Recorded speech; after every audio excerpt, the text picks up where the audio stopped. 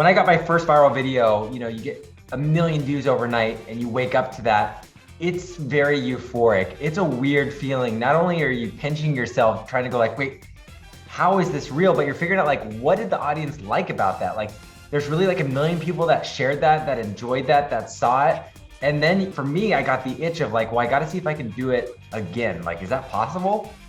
When I'm creating a video, my team and I are always starting with the idea first. What's that story? What's the narrative? What makes it catchy and sometimes relatable or just humorous? And then we take that scenario and then figure out like, okay, what magic trick, what kind of real life superpower would be awesome to have in that scenario?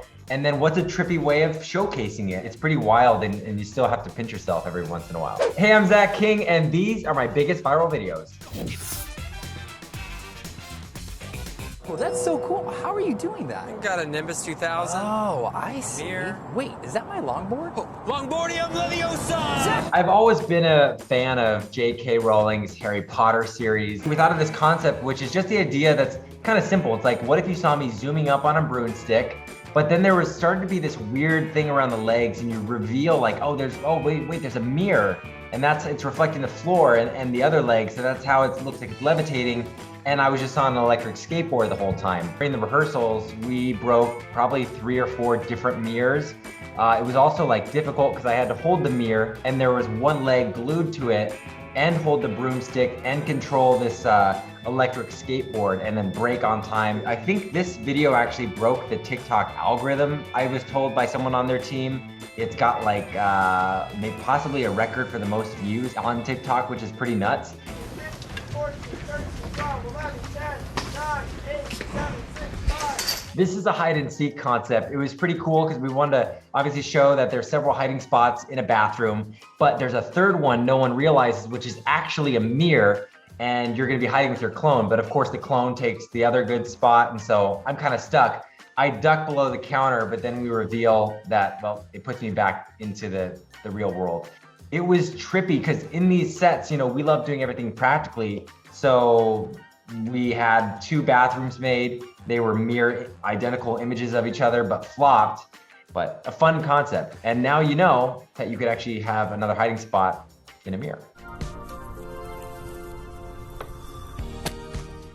Ooh, the glass half full video. This is a trippy one. And one of my favorites actually, just because the way it was executed was really fun.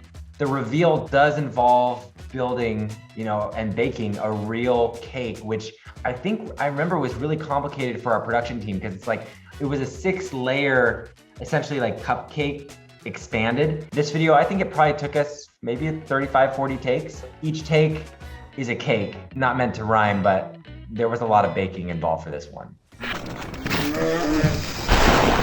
This video came to mind because I got really into cold plunging. I actually had set up a little cold plunge at the studio where we dump in ice and water, and it was in this barrel. And we happened to build a set that was raised about 4 feet above the ground in the back parking lot. And we looked at the barrel and we're like, what if you cold plunged in your living room? And we just cut a hole in the floor of this set. It's pretty crazy that this concept took weeks to prep and just a few hours to shoot. And in the end of the day, I got to do my cold plunge. Watermelon, come get your watermelon. This video, the magical fruit stand, took days and days of prep, mostly to figure out how are we gonna duplicate the watermelon, which I was happy with the solve. One of the things that's really special about this video, the video loops several times, and then there's an alternative ending. And I love that if you actually watch all the way through, maybe about 45 seconds through, you realize that there's an ending where I can't duplicate it anymore. And that's just a fun thing to throw in after it loops a few times for people. Bro, he's coming. Shoot. This is also one of my favorites. I remember when I was in school, I always wanted to play video games. I didn't even have iPads or devices. I didn't even have a phone in high school. Now, the funny thing about this video is I'm like 30 years old. I am not a high schooler, but yet there's high school, college-age students in the background there. We always, whenever we're trying to make me look a little younger and fit in to that demo, throw on a snapback. I don't know if that's gonna last much longer. When I got my first viral video, you get a million views overnight and you wake up to that.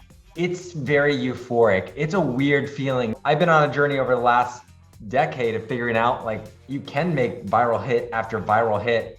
There is an audience that'll continue to watch it. It's pretty wild, and you still have to pinch yourself every once in a while.